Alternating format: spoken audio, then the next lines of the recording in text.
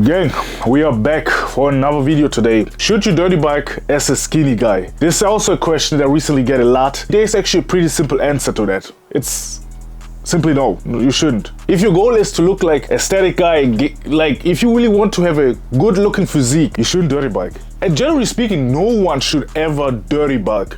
There's literally no benefit to that besides maybe you get strong fast. But besides that, there's really no other benefit of dirty biking. Let me explain this in a little bit more detail so you guys get why. Especially when you start as a skinny guy. If you gain weight too fast at the beginning, you simply just putting on fat, nothing more. Literally just blobs of fat. Building muscle takes way more time than actually building fat cells in your body. And the thing is, when it comes to like dirty bulking, the scale will go up fast. You might not be a skinny guy no more in like 3 months, but you're gonna be a fat guy. And I don't know if that is even better. Let's be real. Would you rather be skinny or would you rather be fat? There are benefits to both in a if you view it from a certain angle. Generally speaking, you don't want to replace one misery with another. That's not the goal, okay? As a skinny guy, the best thing you can do is to main gain or clean bulk, to put it simple. What it means, how can you actually do it? So when it comes to like main gaining and clean bulking, you actually have to get an understanding how calorie works. So calories is just basically energy source. Just basically all the food that you consume. That is calorie. And you gotta understand how much calories your body needs to lose weight and gain weight. And when it comes to like main gaining or clean bulking, you want to be just slightly above your maintenance level. Let's say you are 6'2" like me. In European terms, like, or rest of the world terms, like 186, 87 centimeters. My calorie maintenance level is around 2,800 to 3,000 calories base to maintain my weight. I mean, right now I'm actually like 109 kilogram. With that level, I need to at least like have 3,200 calories to like maintain my weight. And right now I'm eating about 3,400 to 500 a day to gain weight slowly.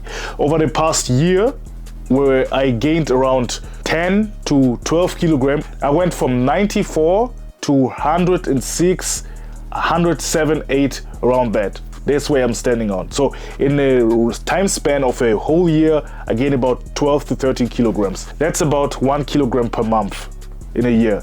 So this is actually the rate that you want to gain weight with, because then you can pretty much be sure the strength gains that you made in the gym is not based on simply you weighing more, but like you actually building muscle tissue at the same time. If I manage to like push more weight, but my body weight stays the same, I know two things for sure. A, either my body adapted to the weight, my technique got better, or I built more muscle, Both of them most of the time actually correlates to another. Therefore, most of the time when I'm like, no, okay, hold on, I can now push more weight than I was like doing 3 weeks ago with the same body weight level, I'm pretty sure I build muscle, especially when you're at the beginning. Your gains will be actually almost exponential. Like the first year of lifting, you're gonna make the most gains in your whole fitness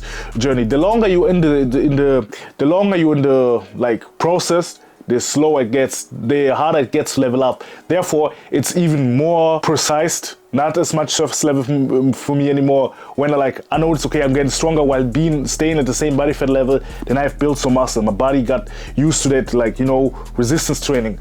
And that's how you can measure if you are actually building muscle, or at least the easiest way to measure it while being on a main gain or like a lean bulk. Now, when it comes to like applying your lean bulk to your day-to-day life, I'm a huge fan of like counting your calories, and I'm pretty sure it's actually the best way to make real noticeable and fast progress. But I understand that for some people it's a way too mentally fatiguing, which can be argued, but I understand it. And B, it's not really practical in the day-to-day life to be counting every single calorie. So therefore, you can either, if you have a little bit more money on your pocket, start get yourself like a meal prep supplier that does all the calorie counting for you. You just gotta scan it and you have it in your calorie calculator. Or you figure out your base numbers and focus on mainly getting your protein first. That is actually pretty easy. And then therefore eat pretty much whatever you want, but still have like a maximum calorie cap. It's almost like the same, but like now you're just taking like the counting out. You just like start eating via instinct, but with more slight awareness of your eating, of the things that you're eating. With that, you might find yourself controlling more, have more, like being more controlling about the food that you eat, but you don't count no more. It's now, with this method, it's just like a more calculated approach on the food that you decide to eat. Both method works. You just gotta figure out what is actually sustainable for you, unreasonable. I say at the beginning, if you're a skinny guy, go with approach number 2, where you just figure out your base maximum calorie level. Let's say you are 6'2" like me, you eat 2,800 and 3,000 calories. This is where like you start gaining weight, like 100 to 200 calorie surplus. And then therefore you make sure you get your protein in. In my case right now, it's around 150 to 180 grams of protein. With that amount of protein, I either should be able to get like 3,000 calories already in, or if I just focus on my protein, get my protein in as fast as possible during the day, and then I pretty much eat whatever I like. That's also like a way to do it. But me personally, I say count your calories. This is actually pretty much the most effective way. And also like learn to meal prep. It will save you time and actually money. The thing is, you may think, okay, how can that save me time? Because you're going to be spending a lot of time cooking in the kitchen. But like, break it down for you. Like if you spend like, let's say on the weekend, 2-3 hours cooking for like 4 days straight. Like now compare that of you cooking every day, maybe once or twice, like lunch, dinner, breakfast, maybe even 3 times. Let's say 30 to 45 minutes a day, 3 times, and that over 6 days a week period, every month. You save actually a lot of time. And also like when it comes to money saving part, you will start cooking like 2, maybe 3 different meals in a big portion. So you're gonna buy things in a big amount, like noodles, rice, potatoes, and so on. That's better than instant, like when you have to cook, going to the grocery store every single time, pick out what you feel like eating today, and then cook it. Like you're wasting time going to the grocery store, picking out, waiting on the aisles, and the register, getting into your car, driving back home, unpacking that stuff, and then cooking it, and then cleaning afterwards. Or you just go one time, cook one time for like 4, maybe 7 days, depending on what's is like to your liking, and clean one time. It's actually a pretty easy choice. So I just say like learn to meal prep and calculate your calories. That's going to be the most effective way. And it's pretty much like also for someone that's trying to lose weight, going to be the most practical way. And counting calories is not that difficult nowadays. You got a calorie calculator in your phone. It's most of the time just a scan, and all you need is a scale. And the thing is, like, you're gonna cook your food anyways. Why not take the 2 seconds and like weigh it before cooking it? You just now get like conscious a little bit about the food that you eat. I mean, you look at your bank account, or you should be looking at your bank account at least every day or every second day. I do it like just to have like a good overview of my spending habits.